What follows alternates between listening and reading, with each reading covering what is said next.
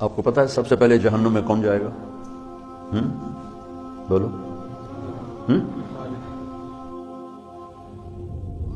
کافر نہیں، مشرک نہیں، شرابی بھی نہیں، زانی بھی نہیں، قاتل بھی نہیں، چور بھی نہیں، ڈاکو بھی نہیں، ملحد بھی نہیں، دہریہ بھی نہیں. کتنے گناہ ہیں. اول من تسعر به نار جہنم، سب سے پہلے جسے جہنم میں ڈالا جائے گا، نہیں کہا جس سے جہنم کو بھڑکایا جائے گا، وہ کم وقت ایندھن بن کے جائے گا، یعنی اوروں کی بھی تباہی کا سبب بنتے جا رہا ہے کہ اس کے ذریعے سے جہنم اور بھڑکے گی.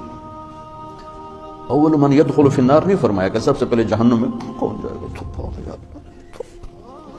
اول من تسعر، سب سے پہلے جس سے جہنم کو بھڑکایا جائے، وہ پہلے اتنی بھڑک رہی ہے. انها لظى نزاعة للشوى تدعو من ادبر وتولى وجمع فاوعى، پہلے اتنی بھڑک رہی. فانذرتكم نارا تلظى، کیا خوفناک ہے وہ.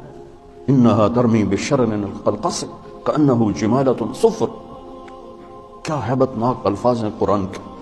اور پھر اس بدبخت کو ڈالا جا رہا ہے اور بھڑک اس کو ایندھن بنا. عالم، اول من تسعر به نار جہنم، عالم. مولانا صاحب، ہاں کیوں ساری زندگی کس لیے کیا؟ تیرے لیے. کیا تھا؟ بکواس کرتے، جھوٹ بولتے، تو نے اپنی واہ واہ کے لیے کیا تھا. پھر شہید، اس کے خون کا قطرہ زمین پر گرنے سے پہلے اس پر جنت واجب ہو جاتی، لیکن نیت کا کھوٹا تھا.